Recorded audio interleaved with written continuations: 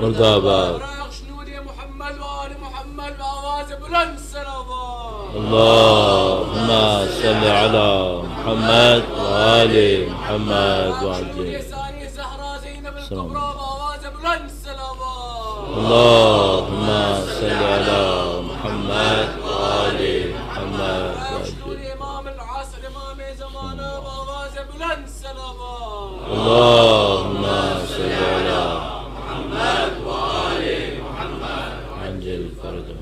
فاتحة. بسم الله الرحمن الرحيم. الحمد لله رب العالمين الرحمن الرحيم مالك يوم الدين إياك نعبد وإياك نستعين اهدنا الصراط المستقيم صراط الذين أنعمت عليهم غير المغضوب عليهم ولا الضالين. اہل بیت اطہار علیہ السلام کی عظمت پہ درود بھیجے گا. محمد و آل محمد. محمد و آل محمد. عجل فرجہ. اعوذ باللہ من الشیطان الرجیم. بسم اللہ الرحمن الرحیم. الحمد للہ رب العالمین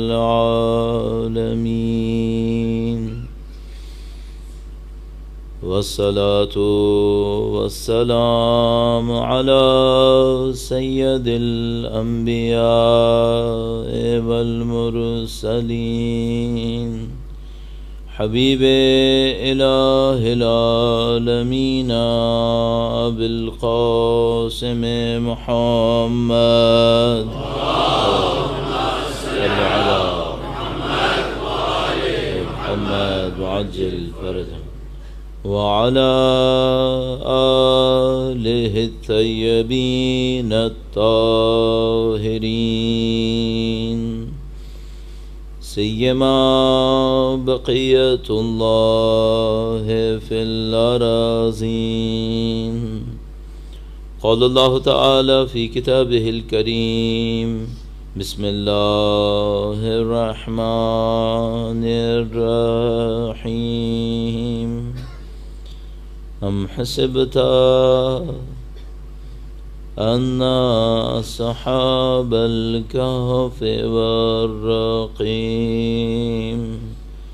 كانوا من آياتنا عجبا. درود بھیجے گا. محمد و آل محمد.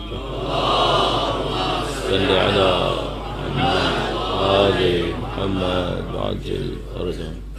پروردگار عالم کا انتہائی لطف احسان ہے، انتہائی شکر ہے کہ اس نے ہمیں دین کی نعمت سے نوازا ہے، قرآن اور اہل بیت اطہار علیہ السلام کی ہدایت سے نوازا ہے، اور اس کے ساتھ شاید اس دور کی عظیم الشان ترین نعمتوں میں سے ایک نعمت یہ ہے کہ ہمیں سید الشہداء کے فرش عزا پر بیٹھنا نصیب فرمایا.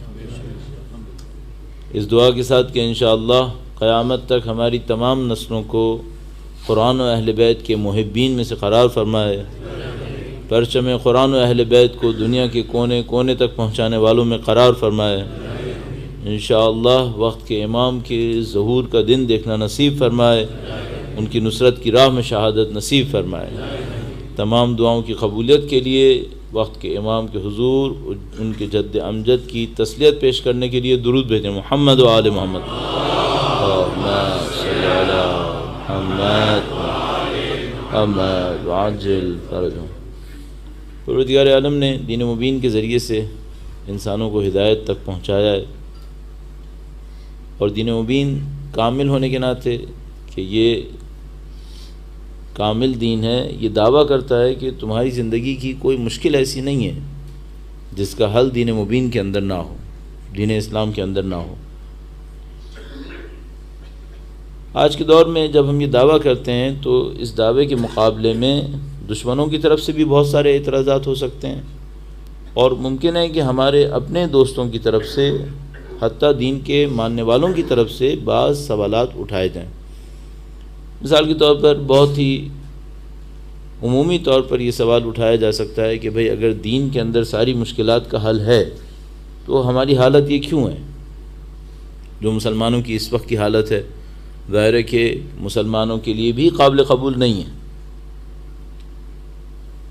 تو اس کے بہت سارے جواب دیے جاتے ہیں، لیکن اس سے زیادہ پیچیدہ جوابات بھی، اس سے زیادہ پیچیدہ سوالات بھی ہمارے سامنے رکھے جا سکتے ہیں. وہ یہ کہ اگر دین کے اندر تمام مشکلات کا حل ہے اور یہ دین 1400 سال پہلے آیا تھا، تو بہت ساری مشکلات ایسی آج کے زمانے کی ہوں گی، ایسے کمپلیکیشنز ہوں گے جو 1400 سال پہلے تھے ہی نہیں.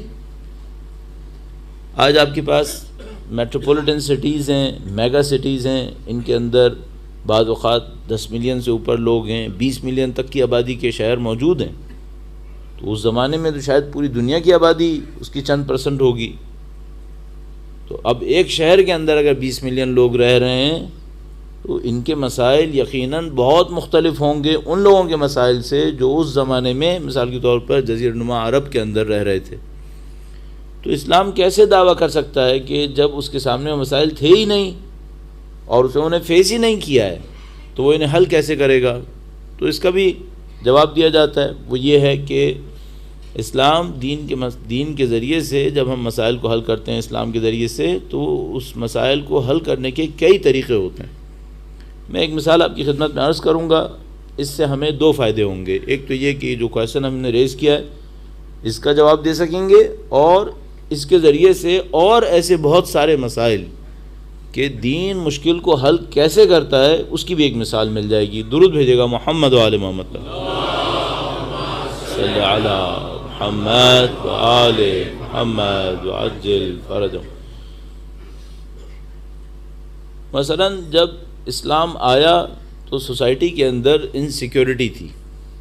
ہم سب جانتے ہیں کہ اس وقت کوئی سینٹرل گورنمنٹ نہیں تھی عرب کے پاس، اور وہ لوگ بے انتہا ایک دوسرے کے ساتھ لڑتے تھے، جھگڑتے تھے، چھوٹی چھوٹی باتوں کے اوپر 30 سال 40 سال جنگ ہو جایا کرتی تھی. ان لوگوں کو جن کے پاس سیکیورٹی کا کوئی کانسیپٹ ہی نہیں تھا، ان کے پاس پیس اور میوچول انڈرسٹینڈنگ اور ان تمام چیزوں کا کوئی کانسیپٹ ہی نہیں تھا، ان کو اللہ کے رسول نے ایک جگہ پہ جمع کیسے کیا؟ اچھا، ہم سب جانتے ہیں کہ اللہ کے رسول نے پولیس کا نظام نہیں بنایا، جس نے بنایا اس کو بھی جانتے ہیں، اللہ کے رسول نے نہیں بنایا. اگر اللہ کے رسول نے کوئی ایکسٹرنل فورس بھی استعمال نہیں کی، پولیس کی طرح کی، فوج کی طرح کی، اس زمانے میں فوج ہوتی ہی نہیں تھی اصلا. یہ لگے ہاتھوں یہ بھی بتا دوں آپ کو کہ اس زمانے میں والنٹیئرز کے ذریعے سے آرمی بنتی تھی، اور ان والنٹیئرز کی کوئی تنخواہ بھی نہیں ہوتی تھی. یہ ہمارے زمانے کے حساب سے ایک ایسا کانسیپٹ ہے جو ہمارے یہاں ان ایکسیپٹیبل جس کو کہتے ہیں. یعنی بالکل ایسا ہی ہے جیسے اسٹیٹ آپ کو کال کرتی ہے کہ آپ کی بارڈر کے اوپر حملہ ہو گیا ہے، لہذا آپ لوگ اپنے سارے کام چھوڑ دیں اور اسٹیٹ کو ڈیفینڈ کرنے کے لیے آرمی بنا لیں. تو ویپنز کون لائے گا؟ آپ خود لاؤ. سواری کون لائے گا؟ آپ خود لاؤ. گاڑی بھی آپ لاؤ، ویپن بھی آپ ہی لاؤ. اچھا، جب میں چلا جاؤں گا تو اس زمانے میں میری ایگریکلچر تھی، اسٹیٹ میری ایگریکلچر کا خیال رکھے گی؟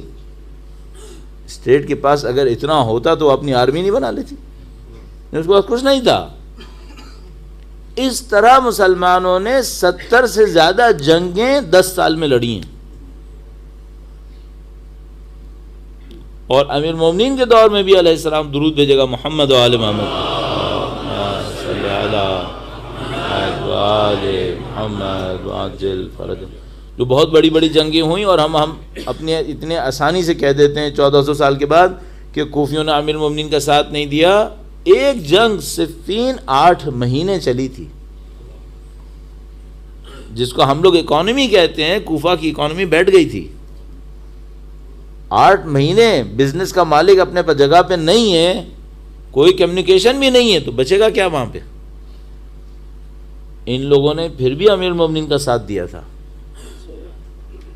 ہم لوگ جو آج بڑے بڑے دعوے دار ہیں، مجھے نہیں معلوم اگر ہم ان حالات میں پھنس جاتے تو بچنا کیا تھا ہمارے پاس. اس خاطر میں کہتا ہوں ہمیں دیکھنا پڑے گا ہماری کربلا کہاں پر ہے، اور اس خاطر میں کہتا ہوں کہ خدا نہ کرے ایسا نہ ہو کہ گزر چکی ہو. اس خاطر بار بار عرض کرتا ہوں کہ ہم لوگوں نے ان لوگوں کو سمجھا نہیں ہے، ابھی ان کے مسائل کو ہم نے ابھی حاصل نہیں کیا، ہم تک نہیں پہنچے ہیں ابھی. بارہ اس زمانے میں آرمی بھی نہیں ہوتی تھی، آرمی والنٹیئرس کی ہوتی تھی. یہ لوگ جاتے تھے جنگ کے اندر اور جنگ سے جو کچھ مل جاتا تھا بس وہی ان کے لیے ہوتا تھا. پولیس بھی نہیں تھی. اللہ کے رسول نے ان کو سیکیورٹی دی کیسے؟ تو اللہ کے رسول نے کوئی ایکسٹرنل فورس نہیں لگائی، انہوں نے اندر سے لوگوں کے ایمان کو تبدیل کر دیا.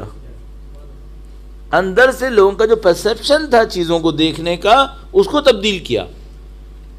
اور اس کو تبدیل کرنے میں جو اللہ کے رسول نے سب سے بڑا کام کیا وہ یہ کہ ویلیوز کو چینج کر دیا. ویلیوز کو چینج کر دیا. میں نے آپ کی خدمت میں ایک مثال دی تھی کہ جب آپ کبھی غریبوں کی مدد کرنے کے لیے پروگرام رکھیں اور اس کے اندر امیروں کو دولت کی وجہ سے رسپیکٹ دیتے ہیں تو آپ غریب ختم نہیں کر رہے ہوتے، غربت ختم نہیں کر رہے ہوتے، آپ غربت بڑھا رہے ہوتے ہیں. لوگوں کے اندر پیسے کی لسٹ کو اور زیادہ بڑھا رہے ہوتے ہیں، جس کی وجہ سے جنگ ہونی ہے. پھر سوسائٹی میں انسیکیورٹی آئے گی اس کے بعد. اچھا آپ کہیں گے بھائی ہم لوگ یہاں رہ رہے ہیں، اگر ایسا ہے تو یہاں انسیکیورٹی کیوں نہیں ہے؟ یہاں انسیکیورٹی نہیں ہے، یہاں ڈپریشن ہے. لاکھوں کیمرے کے ہوتے ہوئے کسی میں جرأت ہے کچھ کریں؟ پکڑ لیا جائے گا فوراً. تو نہیں کر رہا تو کیا کر رہا ہے؟ ڈپریس ہو رہا ہے. آبجیکٹیوٹی نہیں ہے لائف کی. اگر کسی کو پتہ چل جائے کہ بھائی نیکسٹ 25 ایئرز میں بھی میری فائنینشیل کنڈیشن میں کوئی بہتری نہیں آئے گی، جو کچھ میرے ہاتھ میں ہے یہ بھی جا رہا ہے، تو پھر وہ بہت آسان کام یہ کرے گا کہ کرسمس کی ویکیشن میں خودکشی کر لے گا. یہی کرے گا. جب سب کو دیکھے گا عیاشی کر رہے ہیں، خوشیاں منا رہے ہیں اور میرا نہ کوئی پریزنٹ ہے نہ کوئی فیوچر ہے، تو اس کے بعد خودکشی کر لیتا ہے وہ ڈپریشن کا مارا.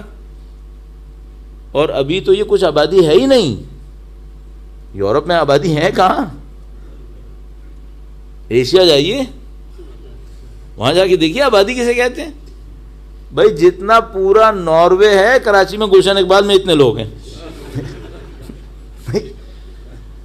اگر تم نے ناروے کو اتنا خوبصورت بنا کے رکھ لیا تو بیٹا یہ تو گلشن اقبال کے برابر ہے. یہ تو کوئی آبادی نہیں ہوئی. پورے آسٹریلیا میں کتنی آبادی ہے؟ بامبے سے کم ہے. بلکہ کوئی بتا رہا تھا ہمارا دوست، ابھی کل پرسوں بات ہو رہی تھی بامبے کے اوپر، تو کہہ رہا تھا بامبے میں جتنے لوگ ہر روز ٹرین میں سفر کرتے ہیں پوری آسٹریلیا کی آبادی اتنی ہے. یہ تو ہے مسئلہ، کچھ بھی نہیں ہے. تو ابھی آپ مینیج کیسے کر رہے ہیں؟ آپ نے کیمراز لگا دیے، آپ نے فوج بٹھا دی، آپ نے پولیس بٹھا دی، لوگوں کو ڈپریشن میں ڈال دیا. اچھا لوگوں کو بزی رکھنے کے لیے کیا کیا؟ اسپورٹس ڈال دو، آرٹس ڈال دو، گیمز ڈال دو، میموریل ڈیز ڈال دو، کہیں نہ کہیں بزی رکھو. جاگ نہ سکیں، جاگ گئے تو مسئلہ ہوگا. تو اچھی طرح سلانے کے باوجود معاملات ختم نہیں ہوئے ہیں، ابھی بھی پرابلم ہے. اللہ کے رسول نے کیا کیا؟ اللہ کے رسول نے یہ سب نہیں کیا. اللہ کے رسول نے لوگوں کی ویلیوز کو چینج کیا، اور ان کو ویلیوز میں کہا، جو میں نے کہا اس دن بھی آپ سے عرض کیا تھا، انہوں نے سب سے بڑا کام یہ کیا کہ غریب کو انسان ہونے کے ناطے رسپیکٹ دے دی. بس سب سے بڑا کام. لوگوں کی آنکھوں کو دنیا سے نکال کر آخرت پہ لگا دیا، اور دنیا جس کے پاس نہیں تھی اس کو رسپیکٹ بھر کے دے دی. دو روایتیں آپ کی خدمت میں عرض کروں گا، درود بھیجے گا محمد و آل محمد کا.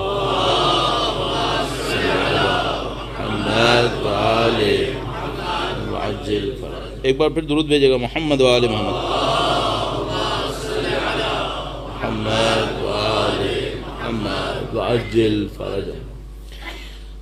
دو روایتیں ہیں. اللہ کے رسول نے ایک روایت میں ارشاد فرمایا، علیکم بالآخرہ تأتک الدنیا صاغرہ، تم آخرت کی پرواہ کرو، دنیا ذلیل ہو کر تمہارے قدموں میں آئے گی.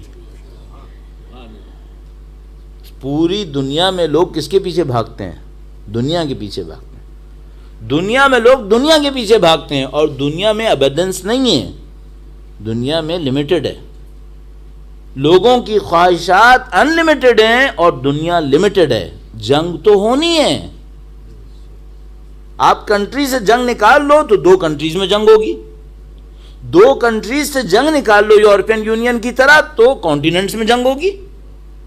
آفیشل جنگ نہیں ہوئی تو ان آفیشل جنگ ہوگی. جنگ ہوگی. دنیا میں لوگ پسیں گے. کیوں؟ آپ نے جو اسٹینڈرڈ بنایا ہے رسپیکٹ کا اور سکسیس کا، وہ اسٹینڈرڈ سب کے پاس نہیں آ سکتا. بھائی مجھے ضرورت 100 گز کی ہے، 100 یارڈز کا گھر میرے لیے کافی ہے. انگلینڈ میں تو خیر یہ بھی بہت زیادہ ہے، لیکن مجھے چاہیے کتنا ہے؟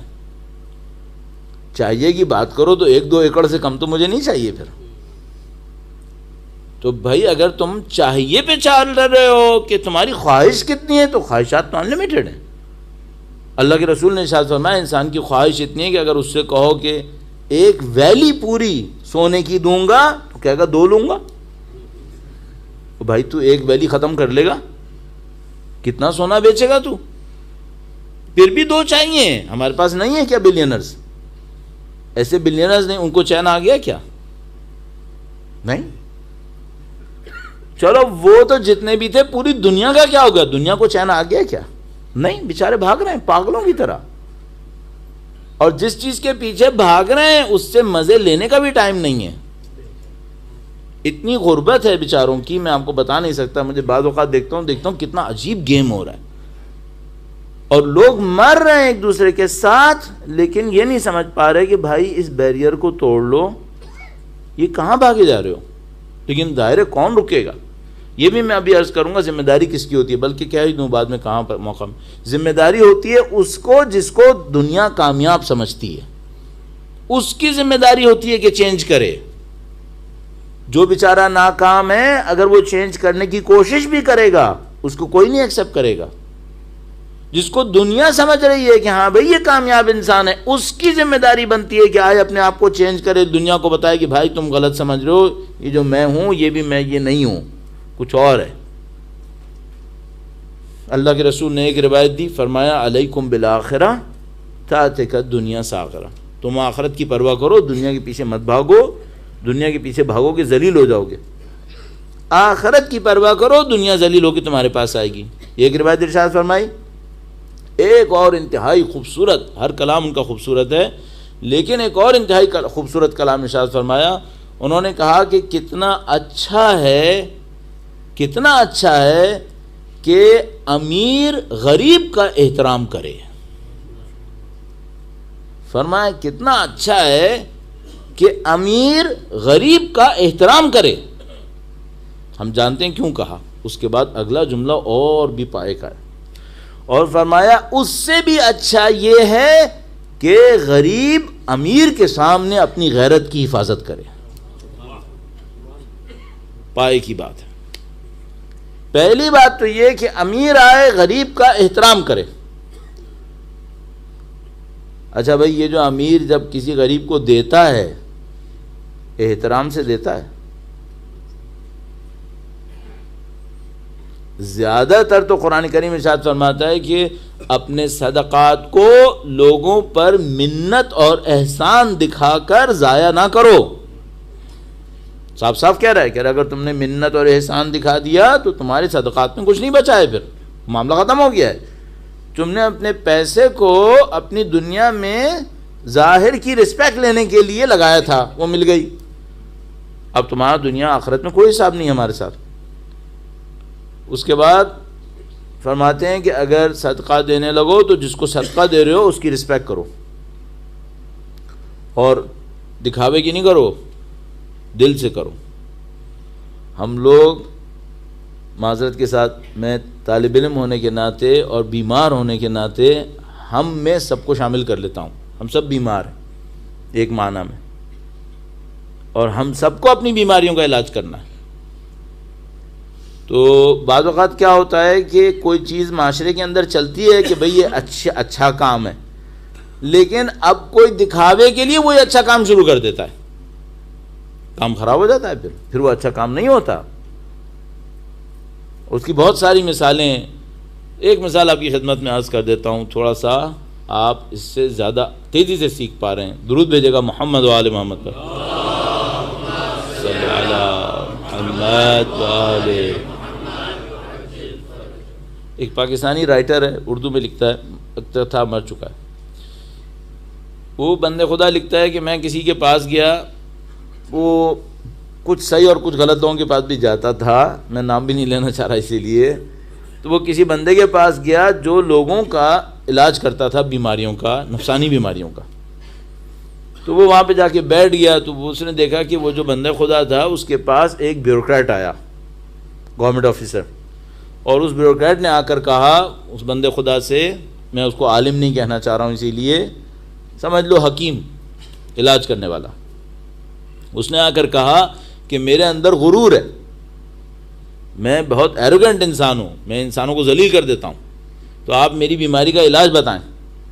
تو وہ جو حکیم تھا اس نے کہا دیکھو باہر چلے جاؤ, جتنے بھی لوگ آ رہے ہیں ان سب کی جوتے صحیح کرو, جتنے لوگ جوتے اتار رہے ہیں ان کے پاؤں سے جوتے نکالو اور لائن سے لگاتے چلے جاؤ. اس نے کہا ٹھیک ہے. وہ بڑا بیوروکریٹ تھا, وہ گیا باہر, وہاں پہ پتہ نہیں کیسے کیسے لوگ آ رہے تھے, کیسے کیسے جوتے لے کر آ رہے تھے, سب کے پاؤں سے جوتے نکالتا تھا اور لائن سے لگاتا تھا. تو یہ جو ہمارا رائٹر تھا اس نے کہا کہ بھائی ایروگینس تو میرے اندر بھی ہے, میرے اندر بھی ایروگینس ہے. تو وہ اٹھا کہ آدھے جوتے یہ صحیح کرے گا, آدھے جوتے میں صحیح کروں گا. تو جو حکیم تھا اس نے دیکھا کہ یہ جا رہا جوتے صحیح کرنے کے لیے, کہنے لگا ادھر آؤ. کہا ہاں جی. کہنے لگا تم کہاں جا رہے ہو؟ کہنے لگا میں جوتے صحیح کرنے جا رہا ہوں چونکہ میرے اندر بھی ایروگینس ہے. کہنے لگا نہیں مکار انسان, تمہارے اندر ایروگینس بھی ہے اور تمہارے اندر ریاکاری بھی ہے. تمہیں جو جوتے صحیح کرنے جا رہے ہو نا یہ بھی دکھاوے کا ہے, تم بہت مکار آدمی ہو. ہم لوگ پوسٹ ماڈرن لائف کے بہت تیز لوگ ہیں. ہم وہ نبی کے زمانے کے بدو نہیں ہیں.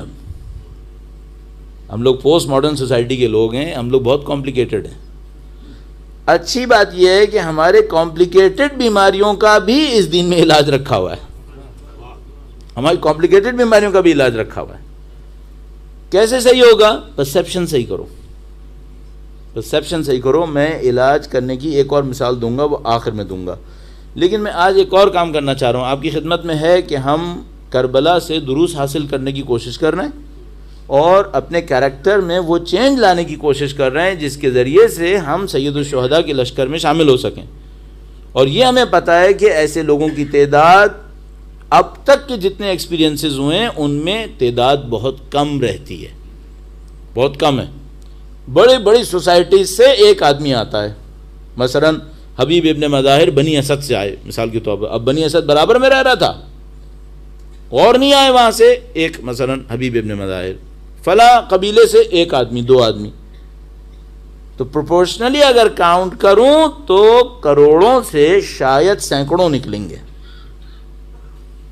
کئی ملین سے, ٹینز آف ملینز سے a few ہنڈریڈ سے زیادہ نہیں نکلتے. تو مجھے سمجھ میں آتا ہے کہ بھائی یہ 313 کیسے نکلتے ہیں, 313 کیسے نکلتے ہیں. تو ہم نے کہا کہ بھائی ہم کچھ سیکھنے کی کوشش کریں. اچھا یہ بھی ہمیں معلوم ہے کہ امام کو صرف 313 نہیں چاہیے بلکہ بہت بڑا لشکر چاہیے. تو سارے کے سارے اس 313 کے کیلیبر کے نہیں ہوں گے, کچھ چھوٹے کاموں کے لوگ بھی ہوں گے, سارے کے سارے لیڈر تو نہیں ہوں گے. ابھی تو ساری مشکل ہے کہ سبھی لیڈر ہیں. تو ہم میں سے کچھ لوگوں کو یہ سیکھنا پڑے گا کہ بھیا لیڈرشپ کچھ لوگوں کے لیے چھوڑ دو, باقی لوگ لیڈر نہ بنو, فالوور بن جاؤ, اچھے فالوور بن جائیں, اچھے بندے بن جائیں. تو ہم نے اس کے لیے سلسلہ شروع کیا, اس میں مختلف کوالٹیز جو ان لوگوں کے اندر تھیں ان کو ہائی لائٹ کیا. اور کل جو ہم نے کام کیا تھا وہ یہ تھا کہ بھئی آبجیکٹیو ہائی ہونا چاہیے, آبجیکٹیو کوئی بہت سپیریئر آبجیکٹیو آف لائف ہونا چاہیے, کیونکہ یہ جو چھوٹے چھوٹے آبجیکٹیو ہوتے ہیں یہ کیریکٹر کو بھی چھوٹا بنا دیتے ہیں, یہ انسان کو بہت چھوٹا انسان بنا دیتے ہیں. اور یہ بات بھی میں آپ سے عرض کی تھی شاید کہ چھپا نہیں سکتا کوئی, یہ کوئی چھپا نہیں پائے گا. یہ ریفلیکشن ایسا ہے کہ 2+2 4 اور آدمی نظر آئے گا. وہ جو قیامت کے دن ہے نا کہ مجرموں کو ان کے چہروں سے پہچان لیا جائے گا, وہ تو آشکار ہونے کا وقت ہے, ورنہ اس دنیا میں بھی کوئی بہت مشکل کام نہیں ہے. اب ہم کیا چاہ رہے ہیں, آج تھوڑا سا ٹائم تو نکل گیا, لیکن چاہ یہ رہے ہیں کہ تھوڑا سا آپ کی خدمت میں علم اخلاق کا ایک نظام عرض کر دیں. ہمارے پاس ایک علم ہے، اسلام کے علوم بہت سارے ہیں، ان میں سے ایک علم اخلاق ہے، اور اس اخلاق کے اندر پورا ایک سسٹم ہے. ہم نے اخلاق اور مورل کے اوپر کچھ نصیحتیں سنی ہیں. زیادہ تر لوگوں کو پورا سسٹم نہیں پتا، تو وہ صحیح کام نہیں کر سکتے. ابھی ہم کوشش یہ کرتے ہیں، اب یہ تو ظاہر بہت بڑی بات ہے، پورا علم ہے، پورا ایک سائنس ہے، اس کے اوپر بکس ہیں، آتھرز ہیں، ٹیچنگز ہیں، کلاسز ہیں، اسپیشلائزیشنز ہوتے ہیں. لیکن ہم کیا کریں گے، بہت بریف یہاں پر اس کو ڈیلیور کرنے کی کوشش کریں گے تاکہ کم سے کم آپ کے پاس فنڈامنٹلز آ جائیں اور آپ اس کے اندر اپنے کام کو اچھے طریقے سے انجام دے سکیں. ایک بار پھر درود بھیجے گا محمد و آل محمد پر.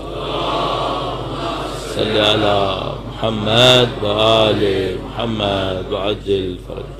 اچھا، آپ اور میں اچھی طرح جانتے ہیں کہ خدا نے جو ہمیں طاقتیں دی ہیں وہ دونوں راستے میں استعمال ہو سکتی ہیں. بھائی خدا نے مجھے جسم کی ایک طاقت دی ہے، اس ہاتھ کی طاقت کو اللہ کی راہ میں استعمال کروں یا گناہ کے لیے، یہ تو میرے ہاتھ میں ہے. اللہ نے مجھے زندگی دی ہے 60 سال 70 سال جتنی بھی سال، اس زندگی کو خدا کی راہ میں گزاروں یا نفس کی بندگی کروں، یہ میرے ہاتھ میں. اسی طرح خدا نے ہمارے نفس کے اندر طاقتیں رکھی ہیں، جسم کے علاوہ کچھ صلاحیتیں رکھی ہیں. ان صلاحیتوں میں کوئی خرابی نہیں ہے، وہ سب اچھی ہیں، ہماری زندگی کے لیے بہت ضروری ہیں، بڑی کارآمد ہیں. لیکن اگر اس کو صحیح یوز کریں تب، اور اگر کہیں خدا نہ کرے اس کا مس یوز ہو جائے تو پھر انسان سے بڑھ کر جانور کوئی نہیں ہے. کل انعام بل ہم اضل، جانور بلکہ جانور سے بدتر ہیں. پھر یہ 4 پائے جانور سے بدتر. صلاحیتیں کیا کیا ہیں، تھوڑا سا ٹرمینالوجیز کو بھی ایڈ کر دیتا ہوں تاکہ ایک آدھ ٹرمینالوجی بھی آپ کے ذہن میں رہ جائے. البتہ میں اس بات کا قائل نہیں ہوں کہ مجالس کے اندر بڑی موٹی موٹی ٹرمینالوجیز بتا کر لوگوں کو تھوڑا سا امپریس کرنے کی کوشش کی جائے. لیکن بعض اوقات اسی لیے میں عربک ٹیکسٹ بھی کم پڑھتا ہوں کہ بعض اوقات لگتا ہے کہ ہم عربک سنا کے لوگوں کو ذرا دبانے کی کوشش کر رہے ہیں. تو میں کوشش یہ کر رہا ہوتا ہوں کہ نہ زیادہ ٹرمینالوجیز بولی جائیں، نہ زیادہ عربک ٹیکسٹ بولا جائے، سادہ سادہ باتیں کی جائیں اور اس کے اندر کہیں ہم ایک دوسرے کو سیکھنے سکھانے کے عمل سے گزر سکیں. علم اخلاق کے اندر بیان کرتے ہیں کہ انسان کے اندر 3 طاقتیں ہیں. ایک طاقت ہے انسان کی جو اس کی فزیکل نیڈ سے کنیکشن میں ہے. وہ کیا ہے؟ بھائی آپ کے اندر ایک خواہش ہے کھانے کی، پینے کی. یہ خواہش کیوں ہے؟ نہیں ہوگی تو مر جاؤ گے. میں کبھی سوچتا ہوں اگر بھوک نہ ہوتی تو کیا ہوتا، پیاس نہ ہوتی تو کیا ہوتا. یہ ہوتا ہے ایک آدمی ٹھیک ٹھاک چل رہا ہے، ایک دم سے ٹپ کر کے زمین پہ گر گیا. کیوں بھائی، کیا ہوا؟ اس کی باڈی میں کیلوریز اتنی کم ہو گئی ہیں کہ اس کا ہارٹ فیل ہو گیا، مارا گیا. یہ ابھی خدا نے کیا رکھا ہے؟ بھوک کا میکینزم ڈال دیا ہے کہ بھائی جیسے ہی باڈی میں ضرورت پڑے ایک اندر سے ایک الارم بجنا شروع ہو جائے کہ بھائی کچھ چاہیے ہے. اچھا یہ تو اتنا تو صحیح ہے، لیکن اگر کوئی زندہ ہی بھوک کے لیے ہو،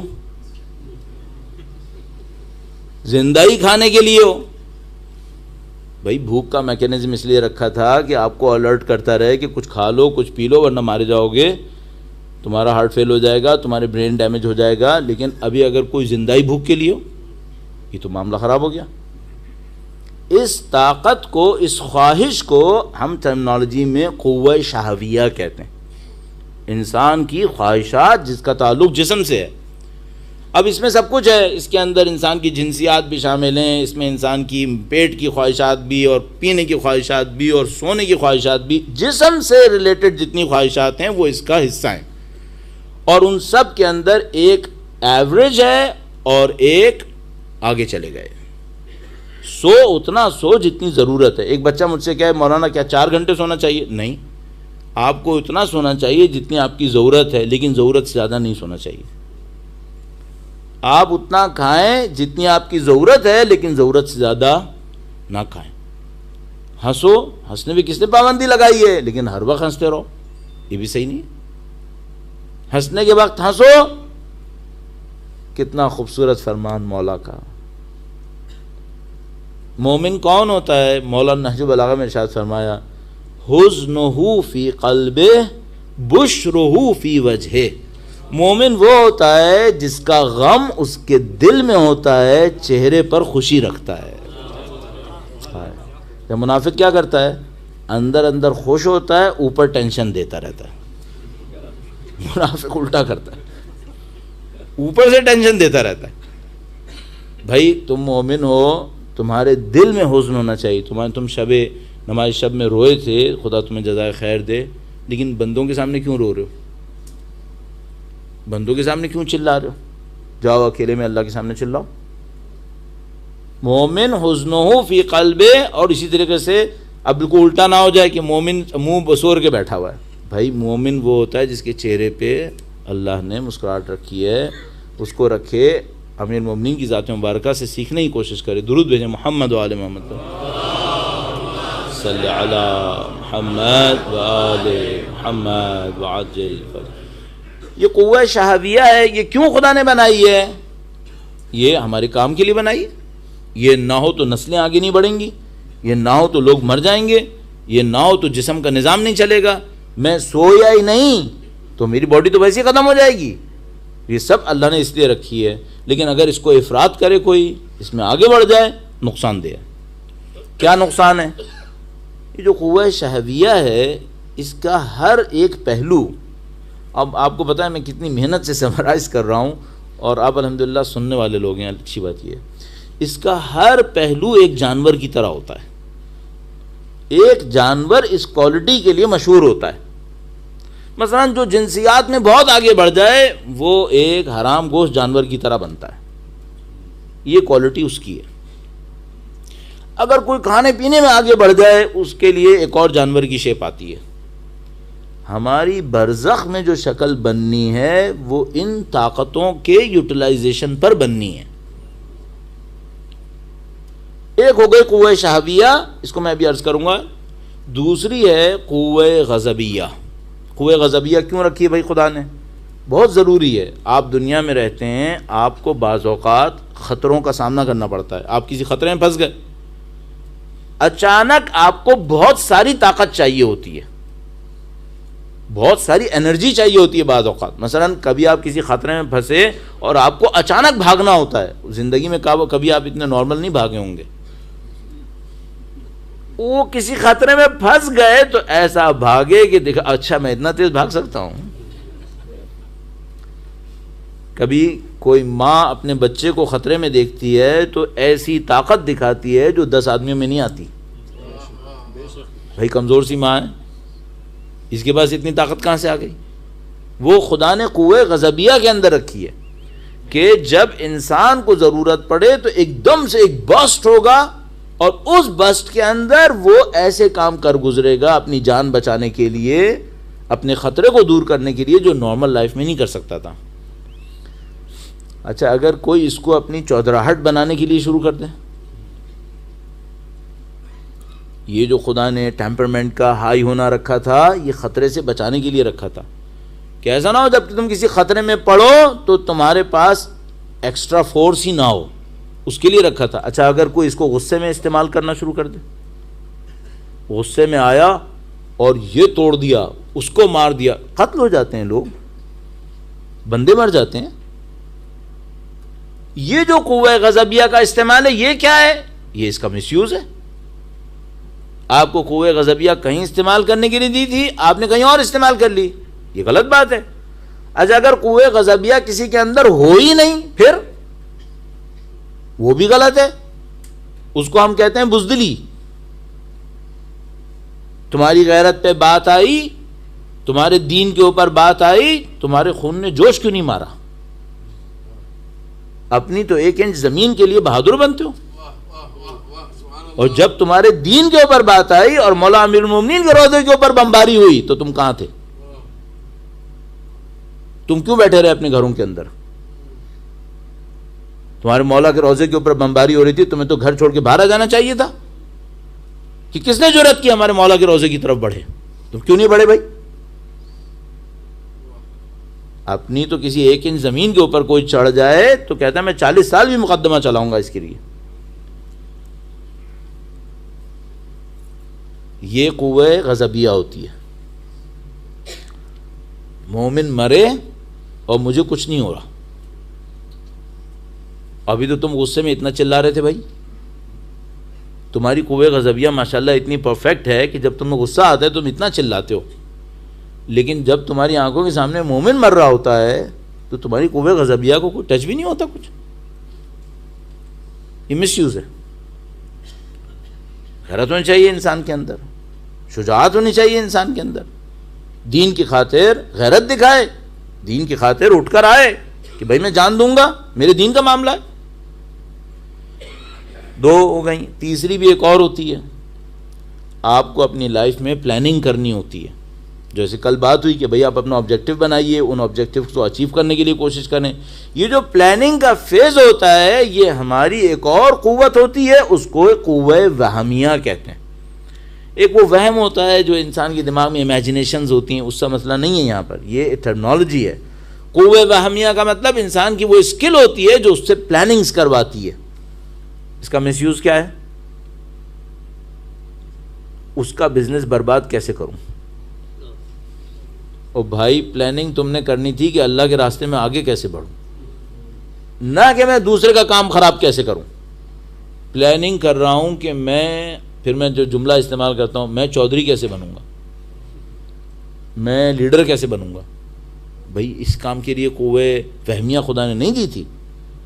قوہ وہمیہ خدا نے دی تھی کہ بھئی دنیا بھر کے اندر مظلوم پس رہے ہیں, میں کیسے پلاننگ کروں کہ مظلوموں کو مدد کر لوں, میں کیسے پلاننگ کروں کہ ظلم کو شکست دے دوں, میں کیسے پلاننگ کروں کہ میرے امام پردہ غیب سے ظاہر ہو جائے.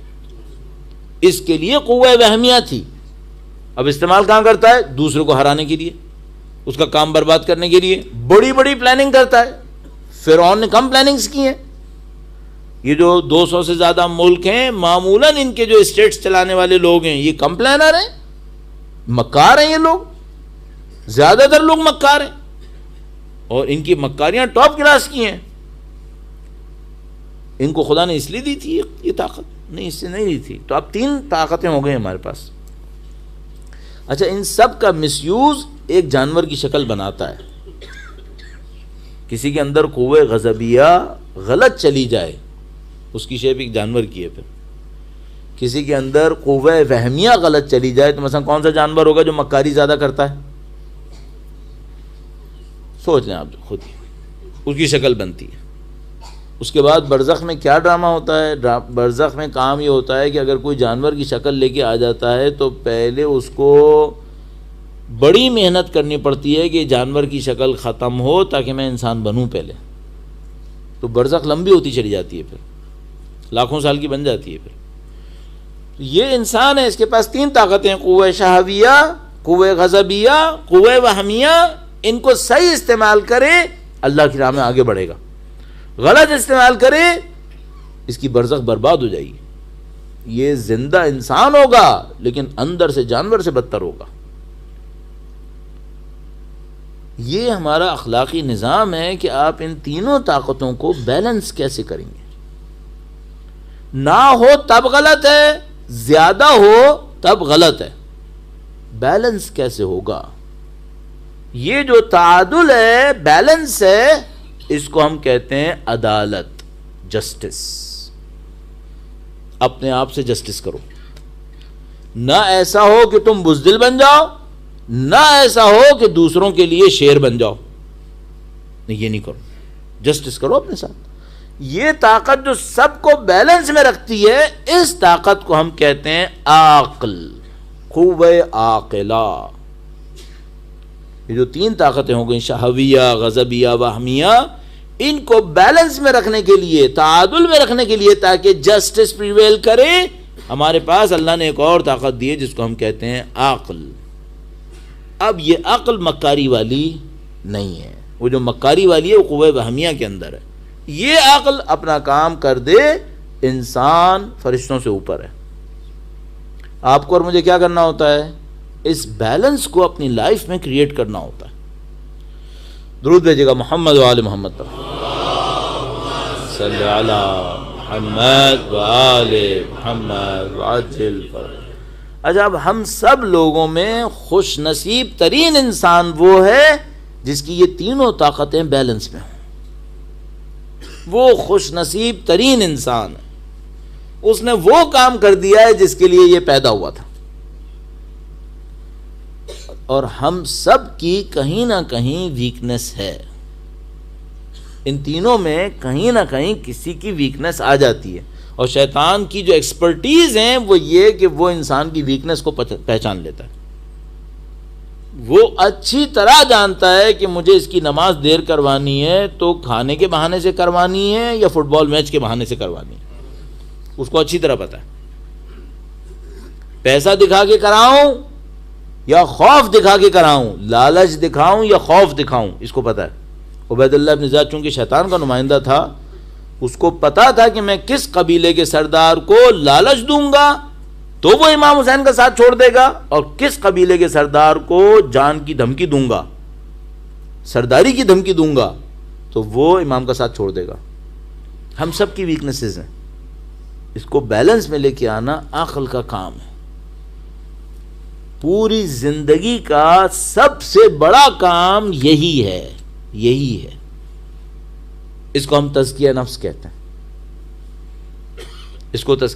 ہیں. اور اس میں جو چیز آپ کو چاہیے ہوتی ہے, اب آپ کو میں نے بڑے مشکل مرحلے کو آسان کر کے گزارنے کی کوشش کی ہے, اور آپ میں سے کچھ کی میموری میں یہ چیزیں رہ جائیں گی, جس کے اوپر انشاءاللہ میں اللہ سے ثواب کی امید رکھوں گا اگر میری نیت صحیح ہوئی.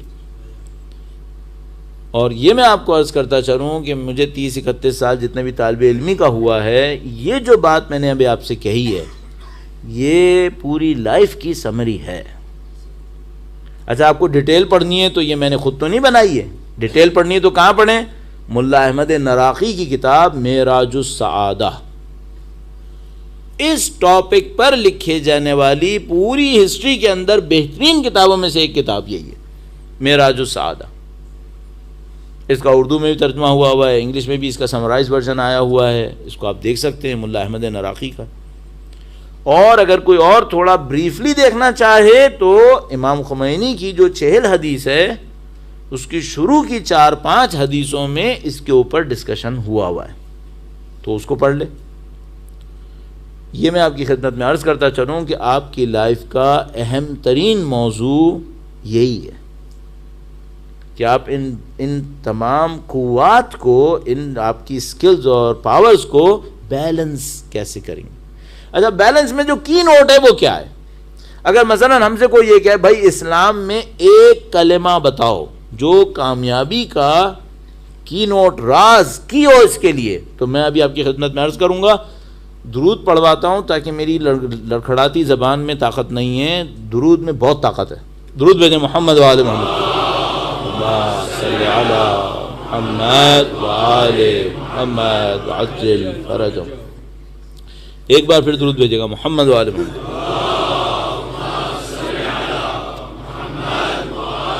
محمد عجل فرجهم. کی پوائنٹ کیا ہے جس سے ساری طاقتوں کو بیلنس کیا جا سکتا ہے, اور اگر وہ نہیں ہوا پھر کچھ نہیں ہو پائے گا. وہ ہے بہت سادہ سی بات ہے, کنٹرول. بس جس کو کنٹرول آتا ہے وہ یہ سارے کام کر لے گا. بدقسمتی ہماری یہ ہے, ہم ایسی سوسائٹی میں رہ رہے ہیں, ایسے زمانے میں رہ رہے ہیں جہاں یہ سلوگن چلتا ہے جو دل چاہے وہ کرو,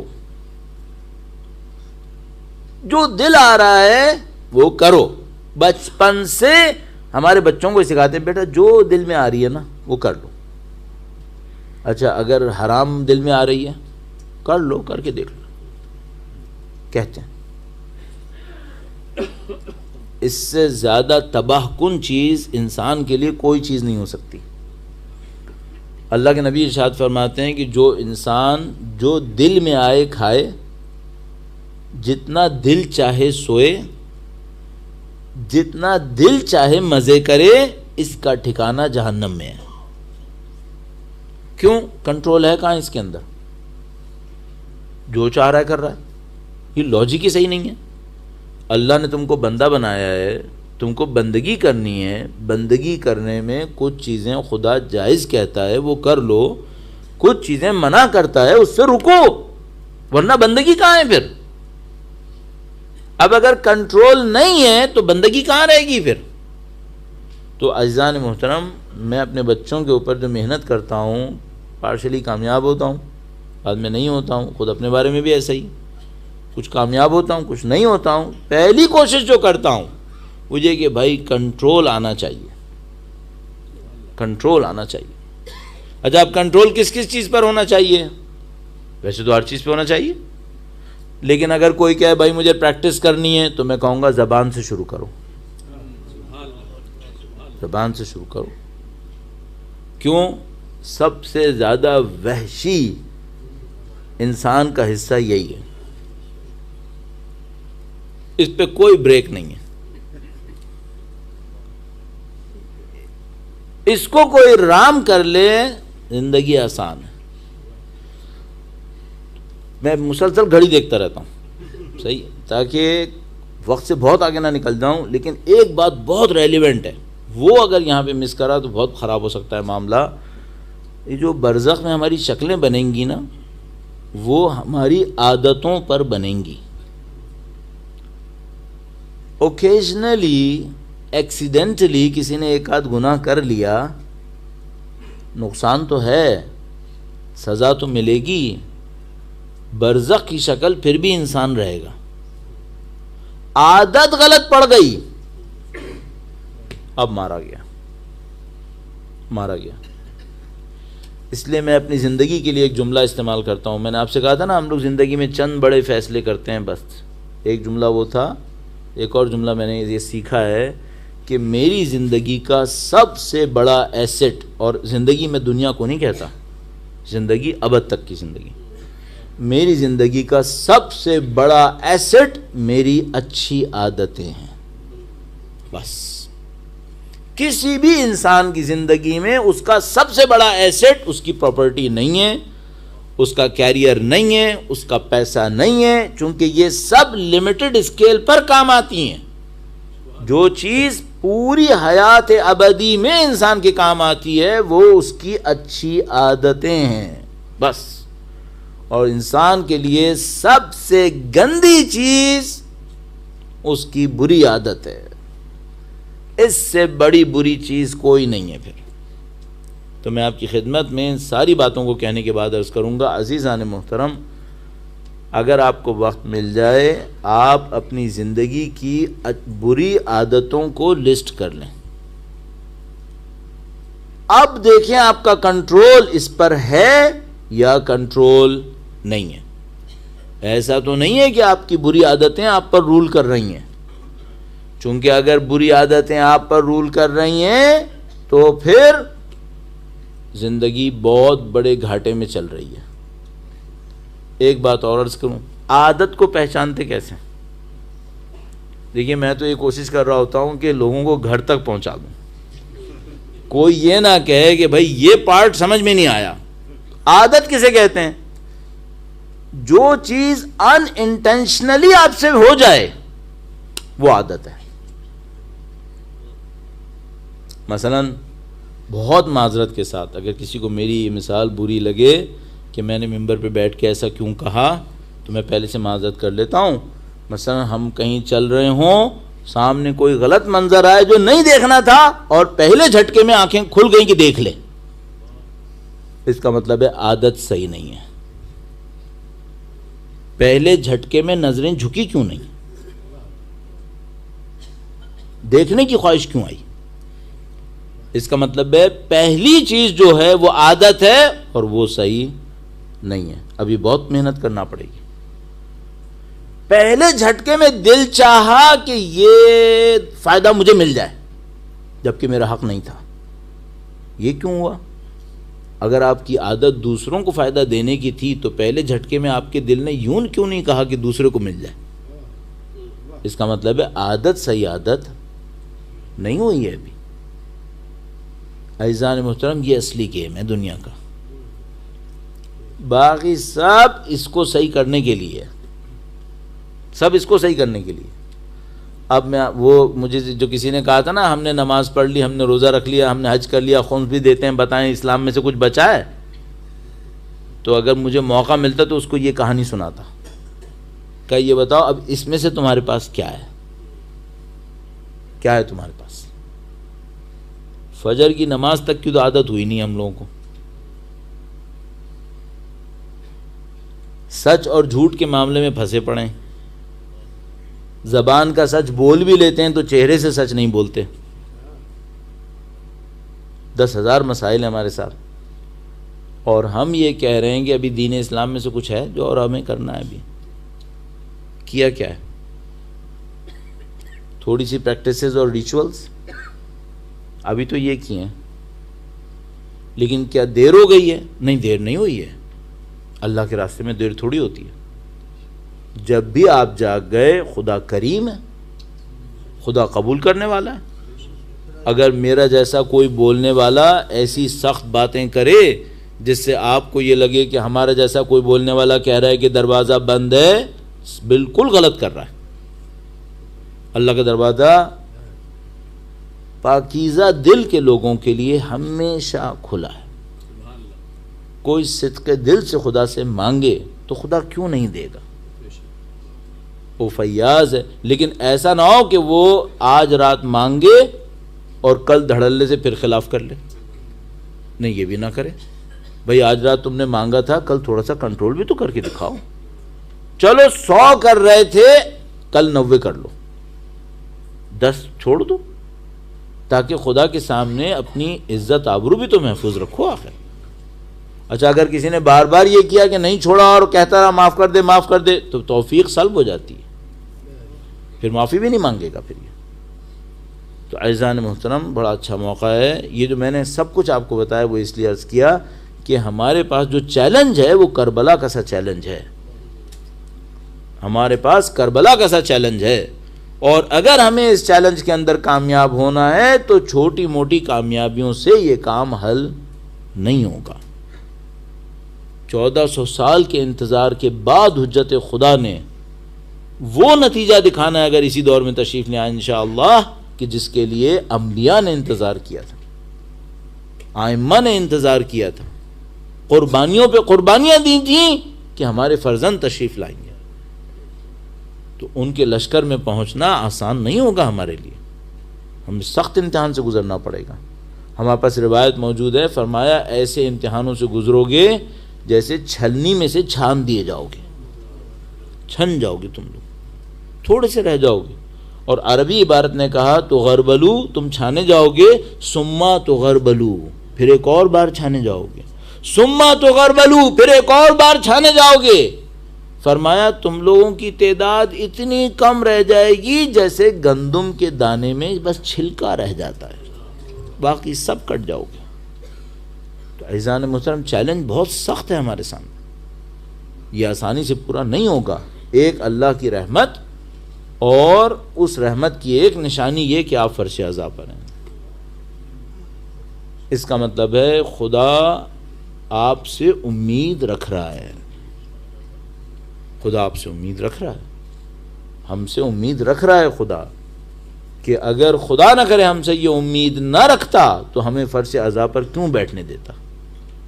تو اعزان محترم ہم اور آپ سید الشہداء کے غم کے صدقے میں بار بار موقع دیے جا رہے ہیں کہ موقع سے فائدہ اٹھاؤ.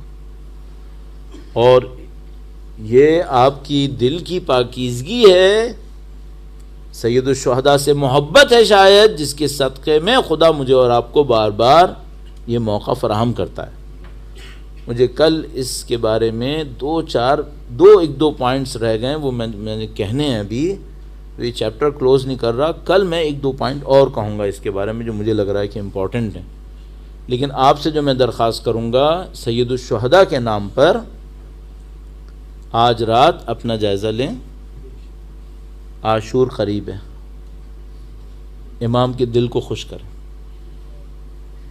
عاشور تک آتے آتے اپنی کسی ایک غلط عادت کو امام حسین کی مظلومیت کے نام پر چھوڑ دیں.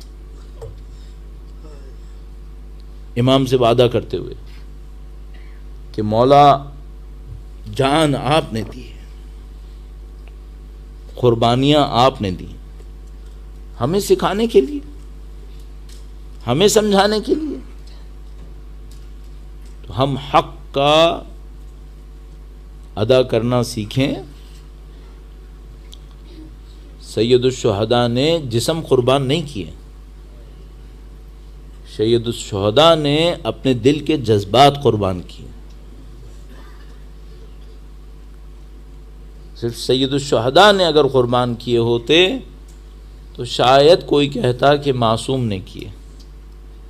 صرف مردوں نے قربانی دی ہوتی تو ہم یہ کہتے کہ بھائی مرد جنگجو ہوتے ہیں، انہوں نے قربانی دی ہے، لیکن یہاں تو خواتین نے بھی قربانیاں دی ہیں۔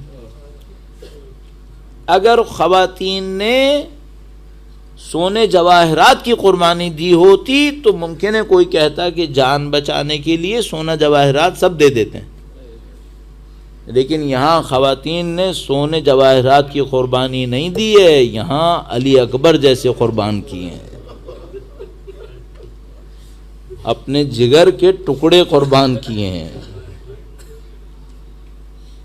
کتنا آسان ہے میرے جیسے کے لیے کہنا کہ ماں نے اپنے بچے قربان کر دیے، یہ کوئی اس ماں سے پوچھے جس کے سامنے اس کے بچوں کے لاشیں آتے ہیں، کوئی اس ماں سے پوچھے۔ میں تو پھر مرد ہوں، باپ بنوں گا، باپ دل میں تھوڑا سا سخت ہوتا ہے، لیکن ماں تو بیچاری ماں ہوتی ہے۔ لیکن یہ کربلا اتنی عجیب زمین ہے، یہاں مائیں اپنے بچوں کو تیار کر رہی ہیں۔ عاشور کی شب بی بی زینب سلام اللہ علیہا اون و محمد کو تیار کر رہی ہیں اور کہہ رہی ہیں کہ دیکھو بچوں، ماں کا حق ادا کرنا ہے۔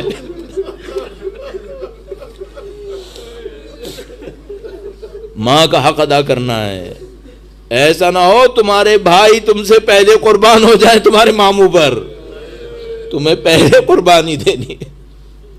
مجھے نہیں پتا ماؤں کے اندر یہ جذبہ آتا کہاں سے ہے، لیکن ہماری ماؤں کو بی بی زینب سلام اللہ علیہا سے سیکھنا ہوگا کہ اپنی اولاد کو وقت کے امام پر کیسے قربان کرتے ہیں، اور الحمدللہ ہماری ماؤں نے بہت سونا سیکھا ہے۔ آپ ہی کے اعزاء اقربا کے اندر بھی مائیں جنہوں نے قربانیاں دی ہیں، بی بی زینب سلام اللہ علیہا سے سیکھ کر کربلا کے میدان نے یہ سب سکھا دیا۔ ایک موقع آیا جب عاشور کے دن اون و محمد امام حسین کے سامنے کھڑے ہو گئے، کہا ماموں ہمیں بھی جنگ کی اجازت دیجیے۔ سید الشہداء نے اصرار کیا کہ تم دونوں مت جاؤ، تمہارا باپ بھی یہاں نہیں ہے۔ عبداللہ بن جعفر مکہ میں تھے یا مدینے میں تھے، کہا تمہارا باپ یہاں پر نہیں ہے، تم دونوں مت جاؤ۔ دونوں بچوں نے اصرار مسلسل کیا کہ نہیں ہمیں جانے کی اجازت دیں۔ پھر ایک موقع کے اوپر سید الشہداء نے کہا کہ دیکھو زینب کے دل پہ کیا گزرے گی جب وہ سنیں گے۔ جب بی بی زینب سلام اللہ علیہا نے یہ سنا تو گویا خود بھائی کے سامنے آ کر کھڑی ہوئی، کہا بھیا تمہیں ماں فاطمہ کا واسطہ، مجھے اپنی ماں کے سامنے شرمندہ نہ کرنا، میرے بچوں کو جانے کی اجازت دے۔ کربلا عشق کی داستان ہے، کربلا محبتوں کی داستان ہے۔ سید الشہداء نے کس دل سے اون و محمد کو جانے دیا اللہ جانتا ہے۔ دونوں بھائیوں نے جا کر فوج سے جنگ کی، ایک روایت کے مطابق گھوڑوں پہ سوار ہو کے جنگ نہیں کی، پیدل گئے، کہا میدان کرار کی اولاد ہیں۔ دونوں مل کر گئے، دونوں مل کر دشمن پہ حملہ کرتے تھے، ایک بھائی پھنس جاتا تھا دوسرا ساتھ دے آتا تھا۔ دشمنوں نے دیکھا دونوں بھائیوں کو علیحدہ علیحدہ کر دیا، ایک ایک کر کے مارنا شروع کر دیا۔ امام حسین کے لیے بڑا سخت تھا جب اون و محمد کی لاشیں لینے کے لیے گئے، ایک عجیب روایت، آج بھی میں روایت پڑھ رہا تھا، ایک عجیب روایت دیکھی، لکھا انہوں محمد کے لاشوں کو سینے سے لگا کر لائے اور ان کے پاؤں زمین پہ گھسٹ رہے تھے۔ میرے مولا دونوں کو سینے سے لگا کر لائے۔ جب خیمے کے نزدیک آئے تو ایسا ہوتا تھا کہ جب بھی کوئی لاشا آتا تھا ساری بیویاں خیموں سے باہر آ کر لاشوں پہ ماتم کرتی تھی۔ بی بی زینب آگے آگے آتی تھی، ساری بیویاں ان کے پیچھے آتی تھی۔ اب جو آنو محمد کا لاشا آیا تو بی بی زینب نے آئی باہر، کہا میں باہر نہیں آؤں گی، میرے رونے سے حسین کو تکلیف ہوگی۔ عزیز و عجیب لمحہ تھا یہ، ماں نہ لاشوں پر روئی، عاشور کے دن نہیں روئی۔ پھر 11 محرم کا دن آیا، جب قافلے لاشوں کے برابر سے گزرے تو زینب حسین کی لاشیں بھی چلی گئی اور محمد کی لاشیں بھی نہیں گئی۔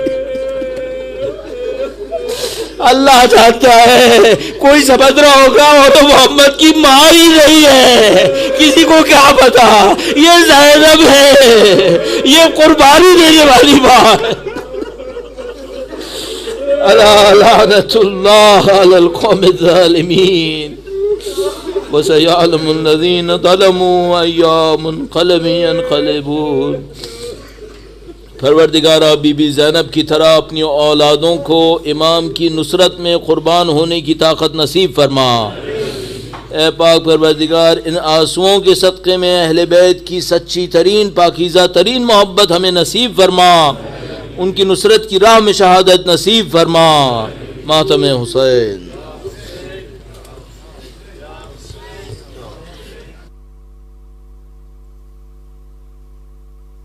زینب